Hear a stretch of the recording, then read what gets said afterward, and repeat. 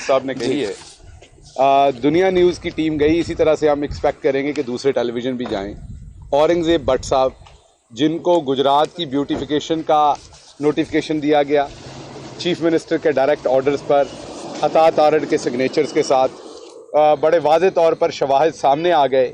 کہ وہ جن کو یہ بیوٹیفیکیشن کا دیا گیا چارج اور انہوں نے وہاں سے مال بنایا, آف کورس انہوں نے 50 لاکھ روپیہ ڈائریکٹلی اکاؤنٹ میں جمع کروایا شریف خاندان کے ملازم کے. جب ان سے پوچھا گیا ٹیلی ویژن نے بھی اور ایف آئی اے نے بھی, تو انہوں نے اس بات کا اقرار کیا کہ ہاں جی میں نے بالکل یہ پیسہ جمع کروایا تھا, لیکن وہ ملازم کے اکاؤنٹ میں نے کسی پارٹی فنڈ کے لیے پیسہ جمع کروایا تھا. تو جیسا فواد چودھری صاحب نے فرمایا کہ سال پہلے یہ الزامات تھے, اس کے بعد انکوائری ہوئی اور اب یہ الزامات ثبوتوں کے ساتھ تمام پروفز کے ساتھ جو ہیں وہ اب شامل کر دیے گئے اس چلان میں, اور آپ کے سامنے تمام چپراسیوں کے, کلرکوں کے, نائیوں کے, بالیوں کے, جوتوں والا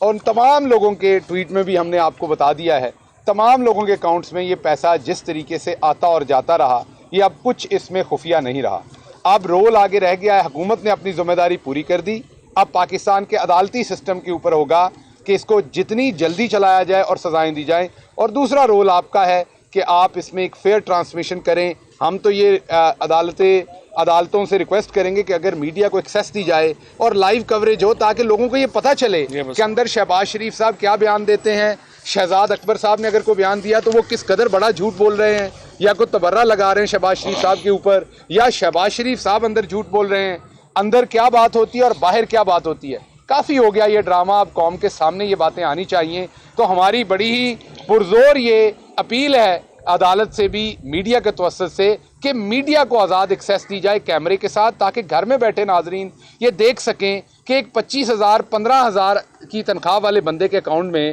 جب 1.5 ارب 75 کروڑ 60 کروڑ کی ٹیٹیز جعلی لگتی ہیں, وہ کہاں سے آئیں, کیوں آئیں, اور وہ پیسہ پھر کہاں گیا. تو اس کے ساتھ ساتھ میں آخری بات جو کہوں گا وہ یہ کہوں گا, جیسے چوہدری صاحب نے کہا کہ جو مردے کے ایک مردہ تھا بیچارہ جس کے 2 دفعہ ووٹ ڈالے گئے, اس کا بھی ثبوت ٹیلی ویژن نے دیا. ہم نہیں کہہ رہے تھے, وہ ہم نے الزام نہیں لگایا, آزاد میڈیا نے دکھایا کہ کس طریقے سے ایک شخص جو وفات پا چکے تھے, اللہ ان کے درجات بلند کرے, ان کے 2 ڈیفرنٹ پولنگ سٹیشنز پر ان کا ووٹ ڈالا گیا. اور مردوں کے ووٹ ڈالنے میں نون لیگ کی خاص مہارت ہے, یہ 10-10 15-15 ہزار تک مردوں کے ووٹ ڈال دیتے ہیں. اسی لیے قبرستان کے اوپر انہوں نے کمیٹیاں بنائی ہوئی ہیں, پورا مشاہدہ رکھتے ہیں کون فوت ہو چکا ہے, اور جب وہ فوت ہو جاتا ہے تو آٹومیٹکلی نون لیگ کا مردہ ہو جاتا ہے. مجھے لگتا ہے دوزخ میں نون لیگ بھاری اکثریت سے کامیاب ہوگی, کیونکہ جس طریقے سے مردوں میں ان کے ووٹ بڑھ رہے ہیں اور وہ جس طرح کے ووٹ بڑھ رہے ہیں, اس میں مجھے لگ رہا ہے کہ جس دن یہ دوزخ میں پہنچیں گے اگر, تو بھاری اکثریت سے صدر اور جنرل سیکرٹری جو ہیں وہ وہاں پر یہ مرتخب ہوں گے. تو اس لیے اس بار جب تک ای وی ایم نہیں آئے گی یہ مردوں کے ووٹ پڑتے رہیں گے. اور مسئلہ یہ ہو رہا ہے کہ اب